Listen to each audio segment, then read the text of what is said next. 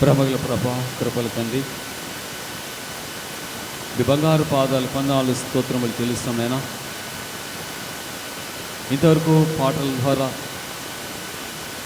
ఆరాధనలోను ప్రభా మీ నామాన్ని మహిమపరచడానికి మీరు మాపై చూపిన మహాకృపను బట్టి మీకు వందనాలు స్తోత్రాలు చెల్లిస్తున్నాను. ఈ ఉదయకాల సమయంలో ప్రభా మీ సన్నిధి మాతో ఉంచి మీరు మాతో మాట్లాడమడుచున్న ప్రభా, మీ అమూల్యమైనటువంటి మాటలు ప్రభా మాకెంతో విలువైనవి.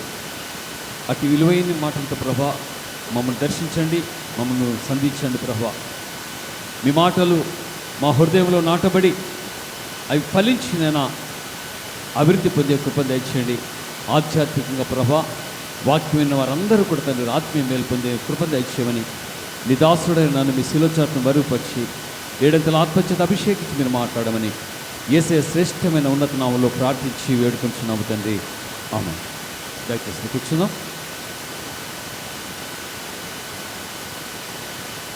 చదివిన వాక్య భాగాన్ని మనము గమనిస్తే 6వ వచనంలో సమూయేలు మొదటి గ్రంథము 2వ అధ్యాయము 6వ వచనం, జనులను సజీవులుగాను మృతులుగాను చేయువాడు యెహోవాయే, పాతాళమునకు పంపుచు అందులోండి రప్పించుచుండువాడు ఆయనే. జనులను సజీవులుగా చేయవాడు ఆయనే, మృతులను చేయవాడు ఆయనే, పాతాళమునకు పంపుచు అందులోని మళ్ళీ రప్పించేవాడు ఆయనే. అంటే అన్నీ కూడా ఆయన స్వాధీనంలో ఉన్నాయి. జీవన్ మరణములు ఎవరి వశం? మన వశమా? మన వశమే. మనం ఎంతకాలం కావాలంటే అంత బతకవచ్చు కదా. జీవన్ మరణములు యెహోవా వశం. అందుకే ప్రభు ఇక్కడ అంటున్నాడు, జనులను సజీవులుగాను మృతులుగాను చేయవాడు ఆయనే.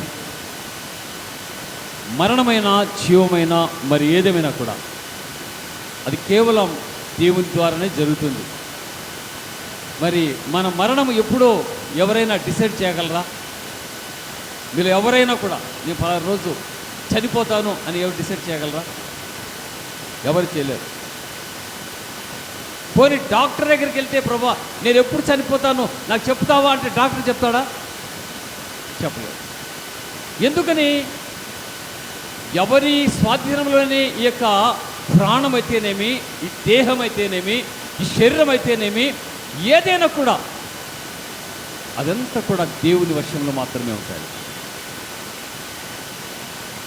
జనులను సజీవులుగాను మృతులుగాను చేయగలిగిన సత్తా, శక్తి కలిగిన దేవుడు ప్రభువైన యేసుక్రీస్తుల వారే. అది ఆయనకు మాత్రమే సాధ్యమవుతుంది, ఎవరికీ సాధ్యం కాదు. ఏ డాక్టర్ కూడా ఏమీ చేయలేడు. లక్షలు కోట్లు ఉన్నప్పటికీ కూడా బ్రతికించడానికి ఏ డాక్టర్కు చేత కాదు. మరి కరోనాలో ఎంతమంది చనిపోయారు? డాక్టర్లు హాస్పిటల్స్ లాక్ చేసుకుని పారిపోయారు. ఎందుకు? పేషెంట్స్ వస్తే ఆ రోగం నాకు తగులుకుంటుందేమో, ఆ వ్యాధి నాకు వస్తుందని చెప్పి డాక్టర్లు కూడా ఏమి చేయలేక వారు పారిపోయిన స్థితి. కొందరు ధైర్యం చేసి ఓపెన్ చేశారు. డాక్టర్లే చనిపోయారు, వైద్యులే చనిపోయారు. కోట్లు ఉన్నవారు కూడా చనిపోయారండి. చనిపోలేదా? కోట్లు ఉన్నవారు, కోట్లకు పడిగెత్తిన వారు సైతం, డబ్బులైతే కట్టలు కట్టలుగా లక్షలు కోట్లు ఉన్నాయి, కానీ తన ప్రాణాన్ని రక్షించుకోలేకపోయారు ఎవరు. మా కడపలో ఎమ్మెల్యే కుమారుడు డాక్టర్ ఖలీల్ బాషా, ఆయన డాక్టరు కూడా, ఆయన డాక్టరు, మాజీ ఎమ్మెల్యే డాక్టర్ ఖలీల్ బాషా. ఆయన కుమారుడు మరి కోవిడ్లో చాలా అపాయకర స్థితిలో ఉన్నాడు. ఆయన డాక్టర్ అండి, డాక్టరు, మాజీ ఎమ్మెల్యే, డబ్బులు ఉన్నాయి, కానీ 40 లక్షలు ఇస్తాను నా కుమారుని బ్రతికిస్తే అని చెప్పి ఆయన తిరిగాడు. 40 లక్షలు. మనల్ని డబ్బు బ్రతికించలేదండి, చనిపోయాడు. 40 లక్షలు కాదుగా 40 కోట్లు పెట్టినా కూడా ప్రాణాన్ని ఎవరు తీసుకొని రాలేరు వెనక్కి. అది నా దేవునికి ఒక్కరికే సాధ్యం. ఏ మనిషికి, ఏ మానవునికి సాధ్యపడింది నా దేవునికి సాధ్యం. అది ఆయన సాధ్యపరిచే దేవుడు. అందుకే అంటున్నాడు, జనులను సజీవులుగాను మృతులుగాను చేయువాడు ఆయనే. మరి ఎందుకండి అంతలో కనబడి అంతలో మాయమైపోయే ఆవిరి వంటి మానవుని జీవితం ఎంత ప్రయాసపడుతున్నారు కదా ఈ లోకంలో, ఎంత ఆరాటపడుతున్నారు. నేను గొప్పగా ఉండాలి, నేను అది చేయాలి, నేను ఇది చేయాలి, నేను ఒక గొప్ప స్థితిలో నేను ఉండాలని అనుకుంటున్నారే. అంతలో పుట్టి అంతలో మాయమైపోయే ఆవిరి వంటి జీవితం మన జీవితం, మానవ జీవితం. నీటి మీద బుడగలాంటి జీవితం మానవుని జీవితం. గాలి వస్తే వాడిపోయే పూలాంటి జీవితం మానవుని జీవితం. అలాంటి జీవితాన్ని ఎవరు పరిగణలోకి తీసుకొనకుండా నేను ఈ లోకంలో జీవించేందుకు నేనే రాజునని జీవిస్తున్నాడు మానవుడు. ఈ లోకంలో ఉన్నంత వరకు నేనే గొప్పవాడిని జీవిస్తున్నాడు మానవుడు. ఈ లోకంలో నేను ఉన్నంత వరకు కూడా నేనే నేనే నేనే అని అహంతో జీవిస్తున్నాడు మానవుడు, మనిషి లోకంలో. అయితే నేను అంటాను, మానవుని జీవితం దేవుని యొక్క సంకల్పం.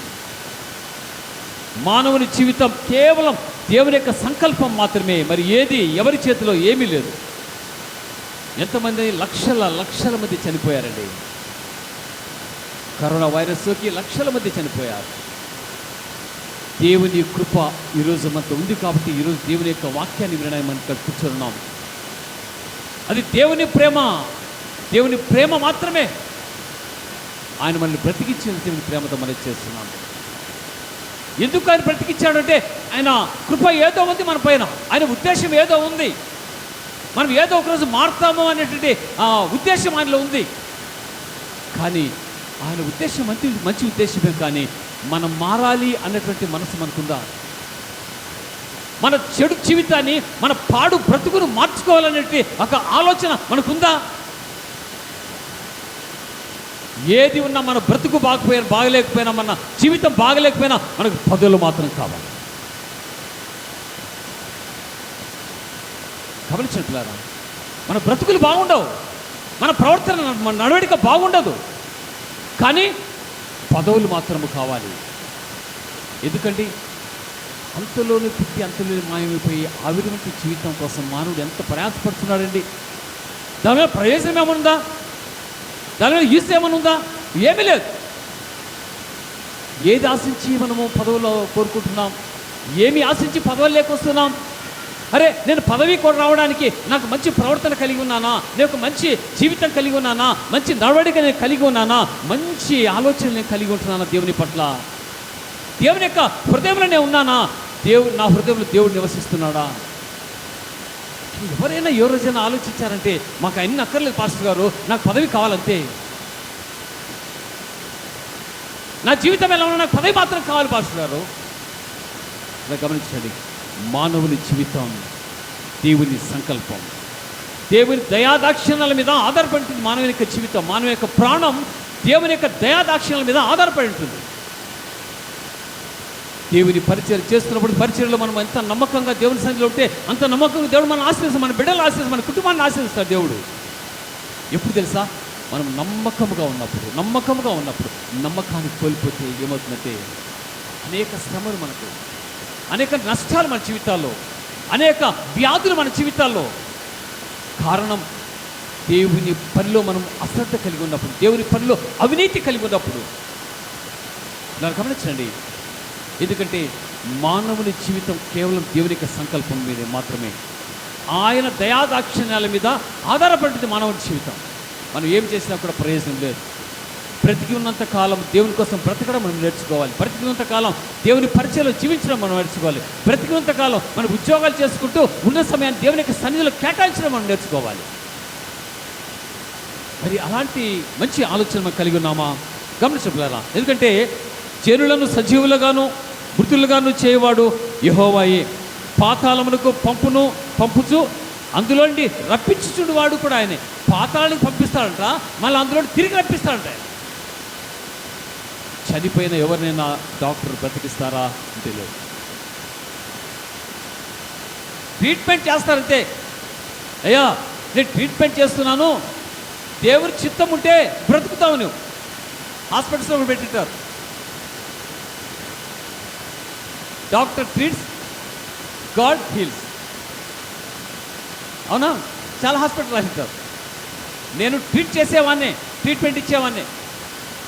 బ్రతికించేవాడు, నిన్ను స్వస్థపరిచేవాడు దేవుడే. దేవుని మీద ఆధారపడంటే డాక్టర్ కూడా.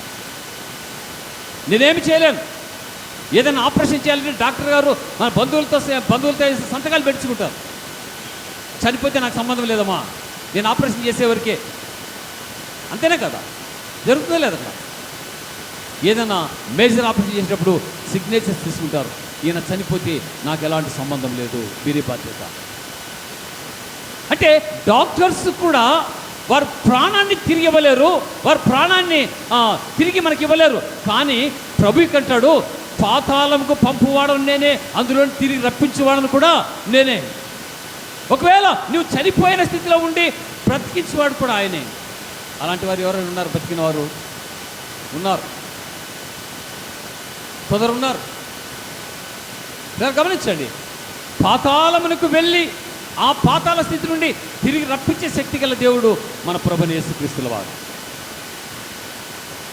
ఎవరు రప్పించలేరు. ఫర్ ఎగ్జాంపుల్ మన బైబిల్ గ్రంథంలో ఒక వ్యక్తిని తీసుకుందాం. ఎవరు? దేవుడు మరణ శాసనం రాశాడు వారి జీవితంలో. మరణ శాసనాన్ని రాసేసి చనిపోతావు అనుకున్నాడు. హిజ్కియా రాజుకు మరణ శాస్త్రం రాశాడు, దేవుడు రాశాడండి. దేవుడే మరణ శాస్త్రం రాస్తే దాన్ని ఎవరన్నా తిప్పి తీసుకురాగలరా? రిటర్న్ తీసుకురాగలరా? ఎవరు తీసుకురాలేరు. అటువంటిది హిజ్కియా జీవితంలో దేవుడు ఆయనకు మరణ శాసనాన్ని రాశాడు. మరణ శాసనం రాసినటువంటి ఆ హిజ్కియా దైవజనుల ద్వారా మాట్లాడినప్పుడు ఆయన ఎంతో వేదనకు గురయ్యాడు, దుఃఖపడ్డాడు, బాధపడ్డాడు, కన్నీరు కార్చాడు. ప్రభా, నీ దృష్టికి నేను ఎంత యథార్థుడని జీవించానో దయతో కృపతో జ్ఞాపకం చేసుకో ప్రభా అన్నాడు. నేనేమైనా పాపం చేశానా? నేనేమైనా దోషం చేశానా? నేనేమైనా నేరం చేశానా? ఏమి చేయలేదు కదా, మరి ఎందుకు నాకు మరణశాసనం రాశావు ప్రభా అని అడగగలిగే వారు మనలో ఎవరైనా ఉన్నారా? హిజ్కియా రాజు అడుగుతున్నాడు, దయతో కృపతో నన్ను జ్ఞాపకం చేసుకో ప్రభా, నేను నీ దృష్టికి ఎంత యథార్థవంతుడిగా జీవించానో దయతో జ్ఞాపకం చేసుకో అని ఆయన విన్నవించుకుంటూ తన ఆ ముఖమును గోడవైపు తిప్పుకొని ఎక్కిళ్ళు పెట్టి ఏడవడం ప్రారంభించాడు. కన్నీరు కారుస్తూ చిన్నపిల్లలాగా ఏడవడం ప్రారంభించాడు. ఆయన ఎంతగా ఏడ్చాడంటే గుండెలు బద్దలయ్యేలా ఏడ్చాడండి, గుండెలు పగిలిపోయేలా ఏడ్చాడు. మరి మనకు సంభవించే వ్యాధిని బట్టి, రోగాన్ని బట్టి దేవుని యొక్క సన్నిధిలో ఏ రోజైనా కన్నీరు కార్చి ఏడ్చామా? ఏ రోజైనా కన్నీరు కార్చి ప్రభు సన్నిధిలో ప్రభా నన్ను బ్రతికించు ప్రభా, నన్ను స్వస్థపరచు ప్రభా అని చెప్పి ప్రార్థన చేసామా?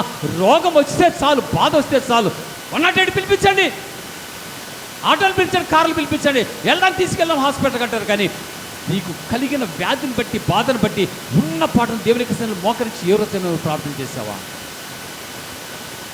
మనకు రోగం వచ్చే గుర్తొచ్చేది ఎవరంటే డాక్టర్ గుర్తొస్తారు. మనకు కష్టాలు ఇచ్చే ఎవరు గుర్తొస్తారంటే అప్పులు తీర్చేవాడు ఉంటాడు కదా, అప్పులు ఇచ్చేవాడు గుర్తొస్తాడు, పక్కింటి వారు గుర్తొస్తారు. అప్పుల బాధతో కుమిలిపోతుంటే దేవుని యొక్క సన్నిధిలో ప్రార్థన చేయడం కన్నీరు కార్చింది. కానీ పక్కింటి వారినో, అప్పులు ఇచ్చేవారినో, వడ్డీలు కప్పించాలనో వారి చుట్టూ తిరుగుతూ ఉంటాం. నా ప్రేమిటి వాళ్ళ ఎందుకు మన కష్టాలు, మన కన్నీరు ఆగిపోవడం లేదు? కారణం ఏమిటి అంటే మనం దేవుణ్ణి అడగడం లేదు. ఎప్పుడైతే హిజ్కియా జీవితంలో ప్రవక్త వచ్చి, దైవజనుడు వచ్చి చెప్పాడో, హిజ్కియా రాజా నువ్వు చనిపోతున్నావు, నీళ్ళు చక్కబెట్టుకున్నావు, నీ మరణం దగ్గరైంది, నువ్వు చక్కబెట్టుకొని జీవితాన్ని నువ్వు సరిచేసుకో, నీ దీపాన్ని చక్కబెట్టుకో అని చెప్పాడు. నీ ఇంటిని తీర్చిదిద్దుకోమన్నాడు. నీవైన బలహీనుడే నీ దేవుణ్ణి అడుగుమని చెప్పాడు. ఇలా గమనించండి, వెంటనే హిజ్కియా గదిలోకి వెళ్ళిపోయి ఆయన చేసిన ప్రార్థన ఒక అద్భుతమైన ప్రార్థన అండి. ఆశ్చర్యకరమైన ప్రార్థన చేశాడు ఆయన, గొప్ప ప్రార్థన చేశాడు ఆయన. ఊహించని ఆ ప్రార్థనకు దేవుని సింహాసనం కదిలించబడిందండి. సింహాసనమే కదిలించబడే ప్రార్థన హిజ్కియా చేశాడు. మరి మన ప్రార్థన దేవుని సింహాసనాన్ని కదిలిస్తుందా?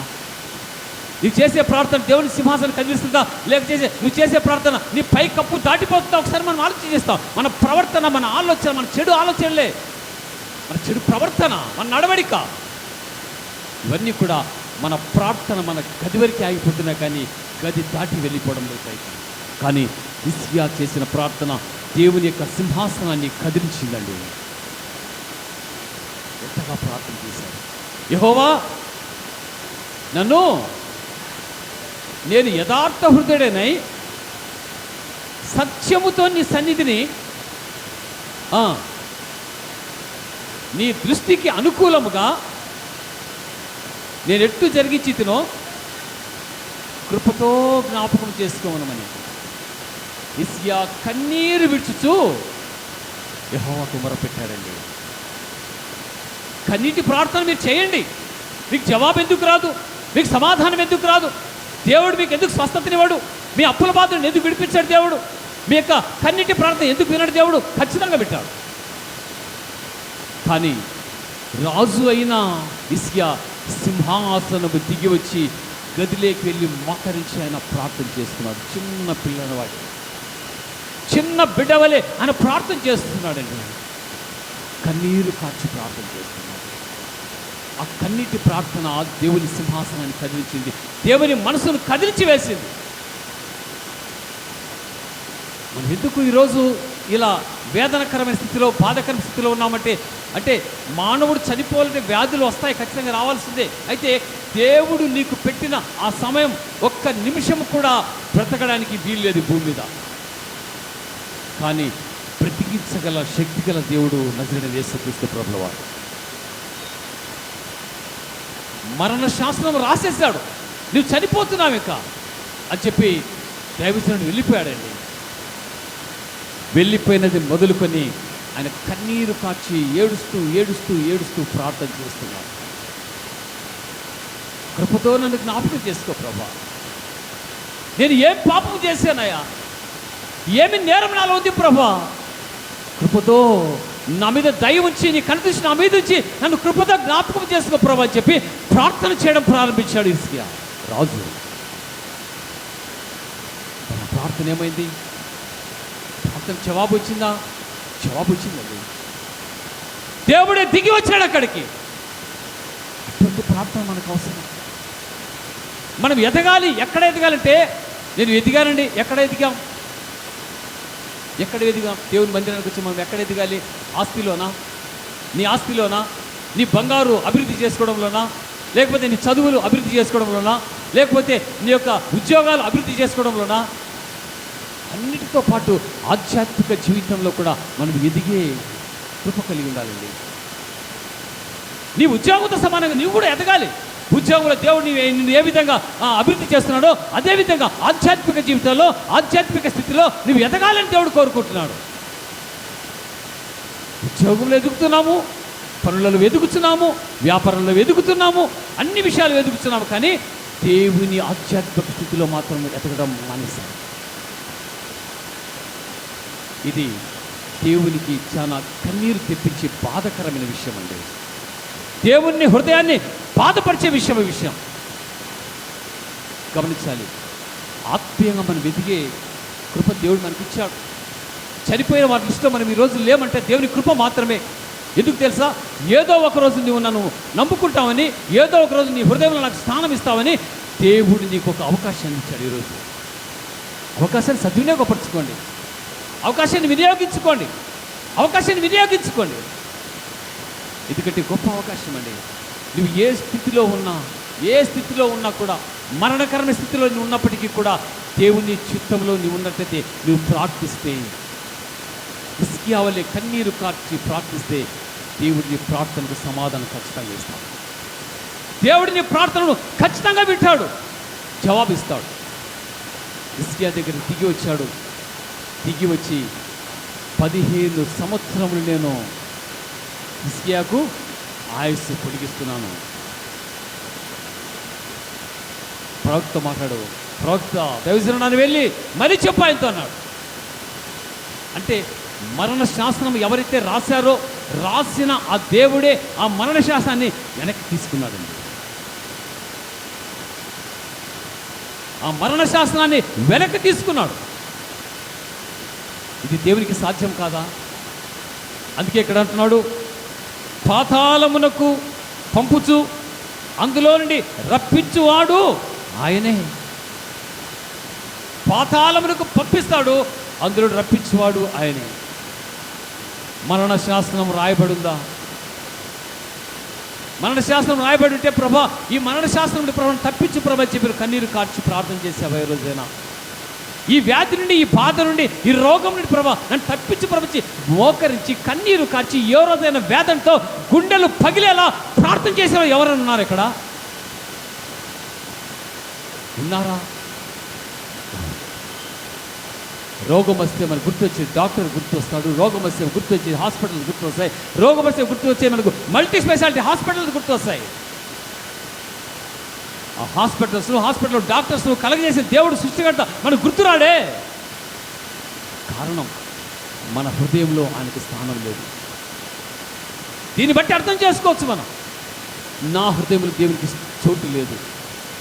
అందుకే నేను దేవుణ్ణి ఆశ్రయించలేకపోతున్నాను. ఎందుకంటే లక్షలు ఖర్చు పెట్టాలి, దేవుడు స్వస్థపరచలేడా? దేవుడు బాగు చేయలేడా? దేవుడు అద్భుతాలు చేయలేడా? ఆశ్చర్యకారాలు చేయలేడా? అన్ని చేయగలిగినట్టు గొప్ప దేవుడు మనకున్నాడు కనుక మనం ఆయన ఆశ్రయించాలి. ఏది వచ్చినా, ఏ కష్టం వచ్చినా, ఏ నష్టం వచ్చినా కూడా మొట్టమొదటిగా మోకరించి ప్రభువా అని చెప్పి నువ్వు మొరపెట్టు. దేవుడిని యొక్క ప్రార్థన ఎందుకు ఆలకించాడు? దేవుడు ఎందుకు నీ ప్రార్థనకు సమాధానం ఇవ్వడు? కేకలు వేసి మొరపెట్టి దేవుడిని మనం అడగలిగితే దేవుడు మహాకృపను మనకు కలిగేస్తాడండి. 15 సంవత్సరాల ఆయుస్సును పొడిగించబడాలి. అందుకే ఇలా గమనించాను, ఎందుకంటే దేవుడు మన పక్షాన ఉంటూ అన్ని కార్యాలు మన జీవితంలో చేస్తాడు. ఆయన అద్భుత కార్యాలు చేస్తాడు. గమనించండి, మరి ఇక్కడ హిజ్కియా మాట్లాడుతున్న ఒక మాటను జ్ఞాపకం చేసి యెషయా గ్రంథము 38వ అధ్యాయం 13-14 వచనాలు. యెషయా గ్రంథం 38, 13, 14. ఉదయం వరకు ఓర్చుకుంటుని సింహము ఎముకలను విరిచినట్లు నొప్పి చేత నా ఎముకలన్నీ విరవబడెను. ఒక దినములోగానే నీవు నన్ను సమాప్తి చేయుదువు. మంగళకత్తి పిట్టవలే, ఓదె కొరుకు వలె నేను కిచకిచాలాడి తిని, గోవలే మూలిగి తిని, ఉన్నత స్థలముల తట్టు చూచి చూచి నా కన్నులు క్షీణించెను. ఎక్కడండి? ఎక్కడ చూశాడంట ఆయన? ఉన్నత స్థలముల వైపు చూచి చూచి చూచి నా కన్నులు క్షీణించిపోయాయి ప్రభువా. ఎవరు చూస్తున్నారండి ఉన్నత స్థలముల వైపు? ఎవరు కనుదృష్టి ఉన్నత స్థలముల వైపు ఉందండి? హిజ్కియాకు ఊరికే దేవుడు స్వస్థత ఇవ్వలేదండి. క్యాన్సర్ వ్యాధితో బాధపడుతున్నాడు. క్యాన్సర్ వ్యాధితో బాధపడ్డాడు. వీపున వచ్చి నాకు గడ్డ పగిలిపోయి లోతు సుమారుగా చేయిపెట్టి లోతంతా లోతుకు వెళ్ళిపోయింది ఆ గాయం. అటువంటి భయంకరమైన స్థితి నుండి దేవుడు ఆయన బ్రతికించాడా లేదా? బ్రతికించడానికి కారణం, ఆయన బ్రతకడానికి కారణం, ఆయన జీవించడానికి కారణం ఏమిటే? ఒకటి ప్రార్థన. ఆయన ప్రార్థనే ఆయన బ్రతికించింది. ఆయన అంటున్నాడు,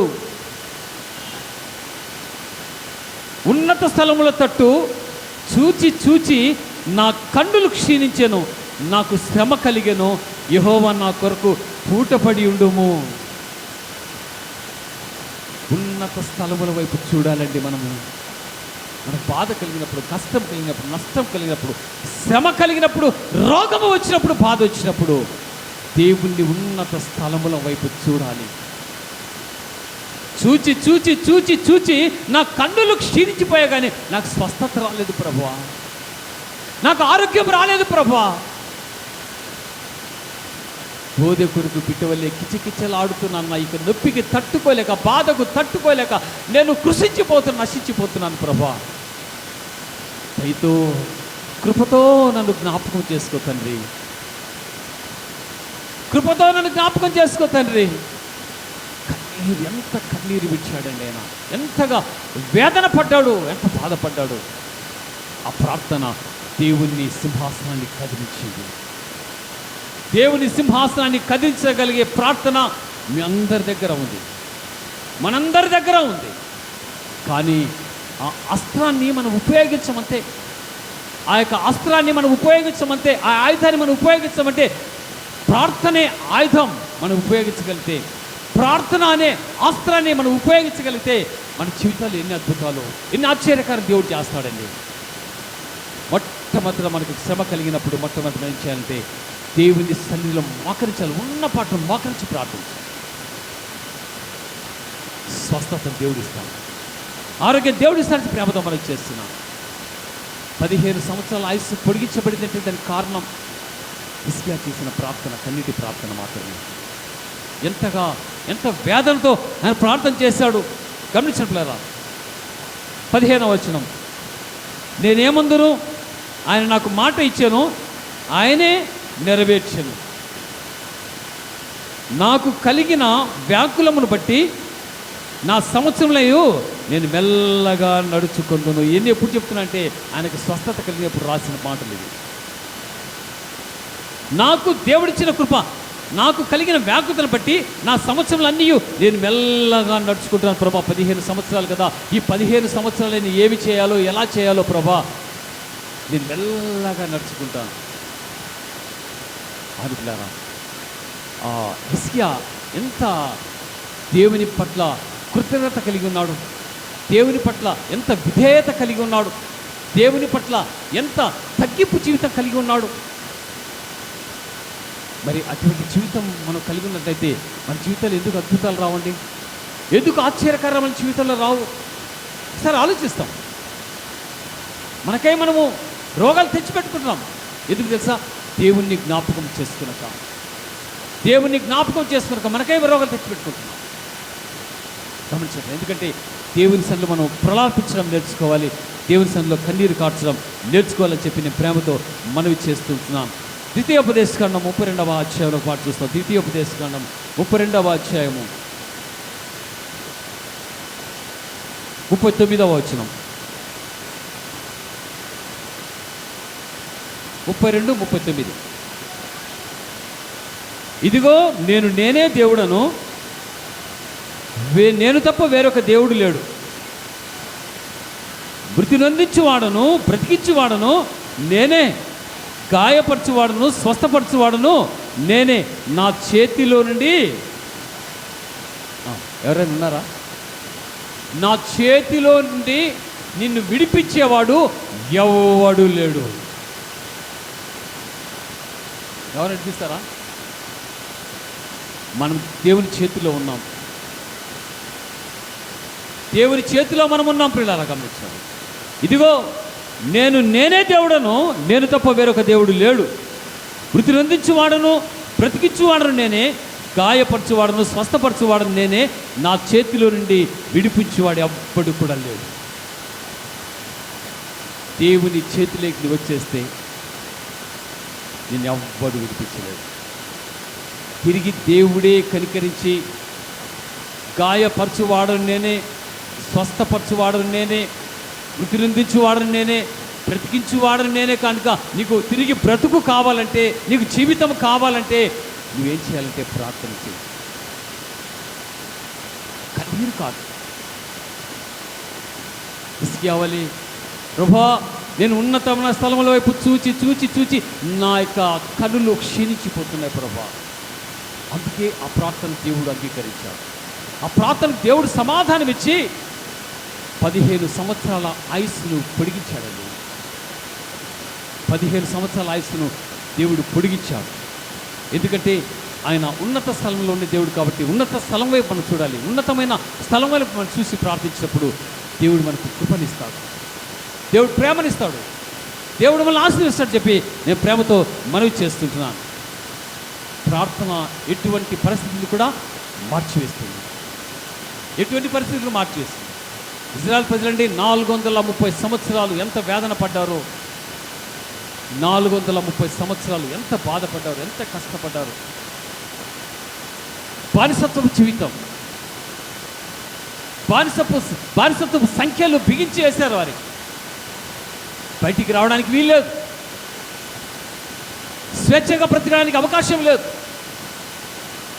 ఎలా ఉండాలి, ఎలా బ్రతకాలి, మేము ఏం చేయాలి ప్రభు అని చెప్పి వారు కేకలు వేస్తున్న సమయంలో దేవుడు ప్రార్థన, ఎప్పుడు దేవుడు మన ప్రార్థన ఆలకిస్తాడు. అందుకు చెప్తున్నాను నేను, హిజ్కియా ప్రార్థన ఎప్పుడు ఆలకించాడు దేవుడు?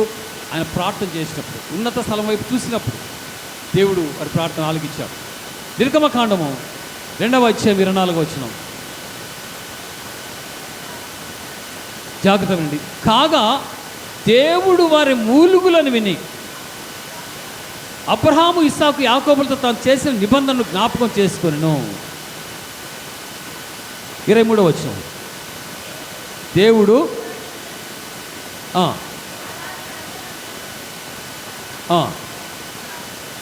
ఐగుప్తు రాజు చనిపోయాను, ఇశ్రాయేలు తాము చేసిన వెట్టి పనులను బట్టి నిట్టూర్పులు విడుచుచు మొరపెట్టుచుండగా, నిట్టూర్పులు విడుచు మొరపెట్టుచుండగా, గమనించలేరా, తమ వెట్టి పనులను బట్టి వారు పెట్టిన మొర దేవుని యొద్దకు చేరింది. ఎప్పుడు చేరిందండి ప్రార్థన? వారు పెట్టిన మొర, వారు చేస్తున్న వెట్టి పనులు బట్టి వారు మొరపెట్టగా ఆ ప్రార్థన దేవుని సన్నిధికి చేరింది. సింపుల్. మనకి ఏదైనా అనారోగ్యం వచ్చినప్పుడు, బాధ వచ్చినప్పుడు, కష్టం వచ్చినప్పుడు మనం చేయాల్సిందంటే ప్రార్థన. ప్రార్థన అనే ఆయుధం మీకు వేయబడింది, ప్రార్థన అనే ఖడ్గం మీకు వేయబడింది, ప్రార్థన అనే అస్త్రం మీ దగ్గర ఉంది. మీరు ఎందుకు ఉపయోగించడం లేదు? మీరు ఎందుకు దాన్ని యూజ్ చేసుకోవడం లేదు? గమనించలేరా, ఇజ్రాయెల్ ప్రజలు 430 సంవత్సరాల బానిసత్వ జీవితాలు వారు జీవిస్తున్నప్పుడు దేవుడు వారిని విడిపించాడండి. వారు పెట్టిన మొర, వారు పెట్టిన కన్నీరు బాగా చక్కగా రాబడింది ఇక్కడ. తాము చేయించిన వెట్టి పనులను బట్టి నిట్టూర్పులు విడుచుచు మొర పెట్టుచుండగా తమ వెట్టి పనులను బట్టి వారు పెట్టిన మొర దేవుని యొద్దకు చేరను. దేవుని యొద్దకు చేరితే ఆ ప్రార్థన దేవుడు ఖచ్చితంగా కనికరిస్తాడు. దేవుడు ఖచ్చితంగా సమాధానం ఇస్తాడు. దేవుడు ఖచ్చితంగా నీకు స్వస్థతను, అమ్మ ఎవరు వెనక చూడదు, అక్కడేముంది వాక్యం చెప్పేది ఇక్కడ.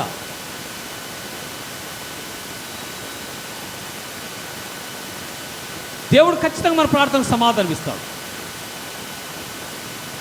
మన వెట్టి పనులు బట్టి మనం ప్రార్థన చేస్తే, మన మొరని ఆలకించి దేవుడు నీ నిట్టూర్పులు విడిస్తే, నీవు కన్నీరు కారిస్తే, అప్పుడు నీ ప్రార్థన వైపు దేవుడు చూస్తాడు. చూచాను అని రాయబడింది అక్కడ. వారు పెట్టిన మొర దేవుని యొద్దకు చేరు కాగా వారు వారి మూలుగులను విని దేవుడు వారి దగ్గరకు వచ్చేట్లుగా మనం చూస్తాం. ప్రేమటి వాళ్ళారా, మనమందరం కూడా దేవుని యొక్క కృపను బట్టి ఈరోజు బ్రతికున్నామంటే దేవుని కృప మాత్రమే అని అపోస్తలుడు పౌలు చెప్తున్నాడు. అపోస్తలుల కార్యము 17వ అధ్యాయము 28వ వచనం.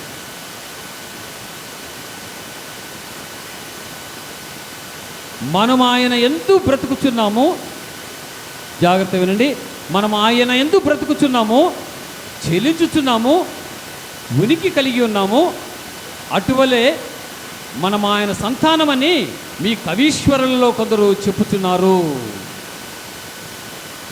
మనం ఎవరంట? ఎవరు మనము?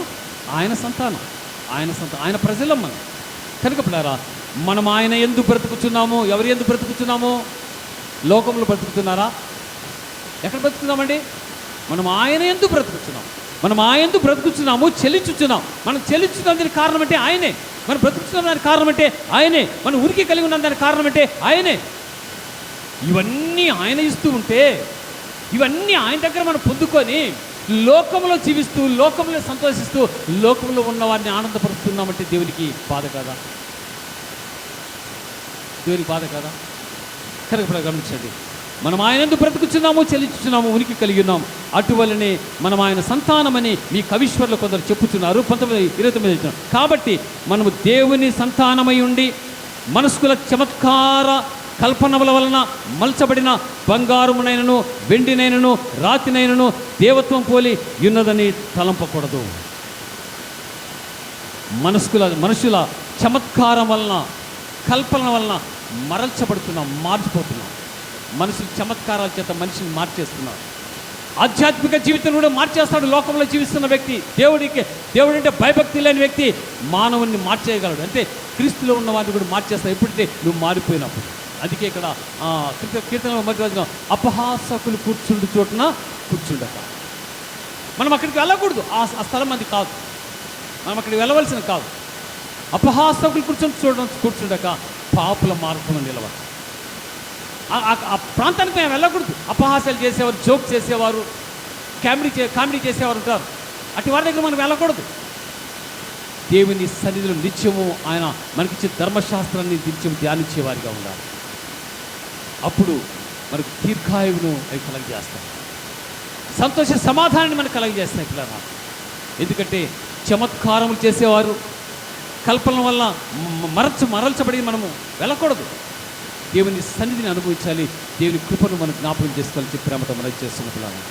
ఎందుకంటే దేవుని వైపు మనం 2 చేతులు చాపి ప్రార్థన చేయాలి. ఎందుకంటే దేవుని సంకల్పం, మానవుని యొక్క జీవితం దేవుని సంకల్పం. దేవుని సంకల్పంలోనే మనం జీవిస్తున్నాం. దేవుని కృప వలన మాత్రమే మనం జీవిస్తున్నాం. నీ శక్తో, నీ యొక్క బలమో కానే కాదు, నీ డబ్బో, నీ యొక్క ఐశ్వర్యమో కానే కాదు.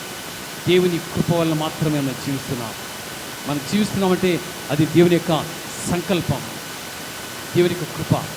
కనుక పిల్లారా, మనమందరం కూడా దేవుని సంతానమై ఉన్నాం కనుక, దేవుని యొక్క పిల్లలుగా ఉంటున్నాం కనుక ఆయన నిత్యము ఆయన హత్తుకునే వారిగా ఉండాలి. ఆయన వాక్యాన్ని విని ఆ వాక్యాన్ని ధ్యానం చేసుకుంటూ వాక్యం ద్వారా జీవించే, వాక్యం వెలుగులు నడిచే వారికి మనం ఉండాలని చెప్పి నేను ప్రేమతో మనవి చేస్తూ వచ్చినాను. అటు కృప దేవుడు మనకు అనుకరించి జీవించి ఆశీర్వదించుగాక. ఆమేన్. దయచేసి ఎవరైనా గత వారంలో పుట్టినరోజు జరుపుకున్న వారు ఉన్నట్టు దయచేసి ముందుకు రావాలని ప్రేమతో ఆహ్వానిస్తున్నాను. వారి కోసం ప్రార్థన చేస్తాను.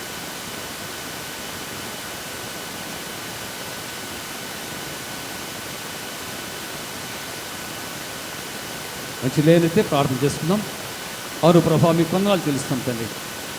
కృపా సత్య సంపూర్ణ జీవాధిపతి మీ కొందనాలైనా మీ మహాకృపను బట్టి ప్రభా మేము జీవిస్తున్నాం తండ్రి.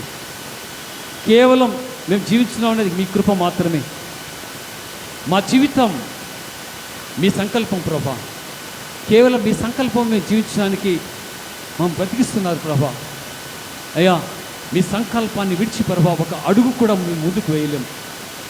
మీ విస్తారమైన ప్రేమ చేత ప్రభావం ఆదరిస్తూ, బలపరుస్తూ, ధైర్యపరుస్తూ, స్థిరపరుస్తూనైనా మమ్మల్ని నడిపిస్తున్నాను బట్టి మీకు వందనాలు తెలుస్తున్నాను.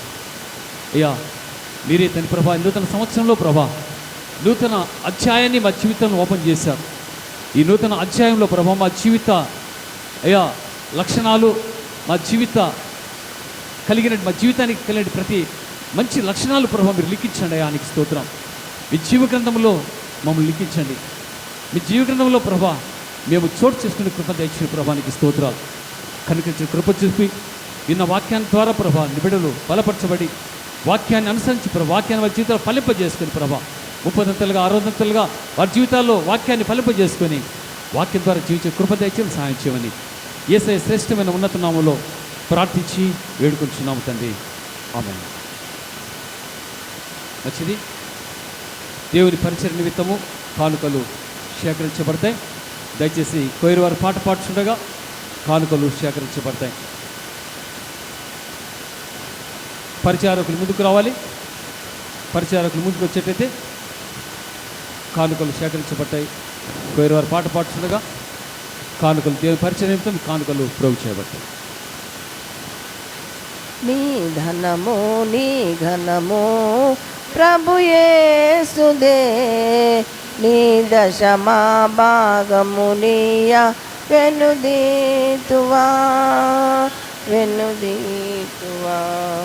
నీ ధనము నీ ఘనము ప్రభు యేసుదే, నీ దశమా భాగము నీయ వెనుదీతువా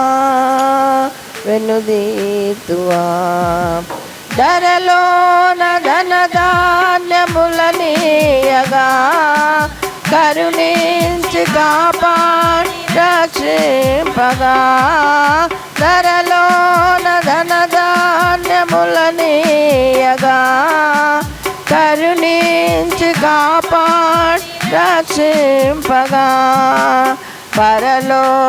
పరలోకనాథుడు నీకీయగా మరి యేసు కొరకీయను తువా నీ ధనము నీ గణము ప్రభు యేసుదే నీ దశమా భాగము నీయ వెన్నుదీతువా వెన్నుదీతువా పాడి పంటలు ప్రభువు నీకీయగా కూడు గుడ్డలు నీకు దయచేయగా పాడి పంటలు ప్రభువు నీకీయగా కూడు గుడ్డలు నీ దయచేయగా వేడాంగ ప్రభు యేసు నామమును గడువేల ప్రభుకీయను క్రైస్తవా నీ ధనము నీ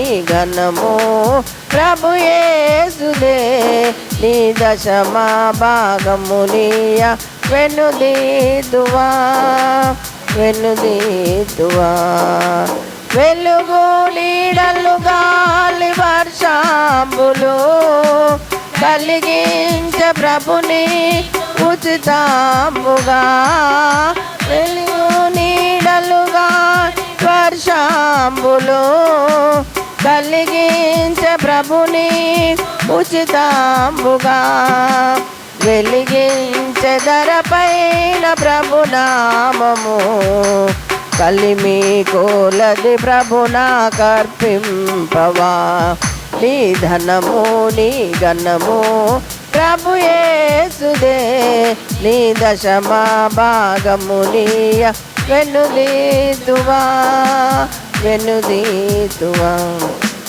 కలిగించే సకలం సమృద్ధిగా తొలగించే పలుబా భరితాంబులు కలిగించే సకలంబు సమృద్ధిగా తొలగించే పలుబా భరితాంబులు బలియాయని పాపములకేసువే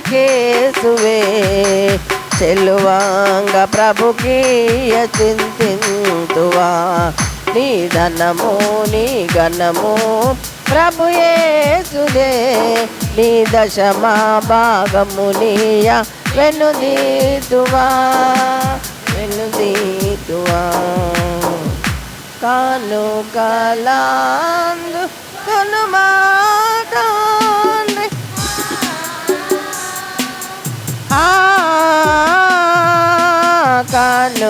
కానుకలాందు కొనుమాటాండ్రి దారలముగా నీతుము మానుగా హృదయాంబునందు మానక చెల్లి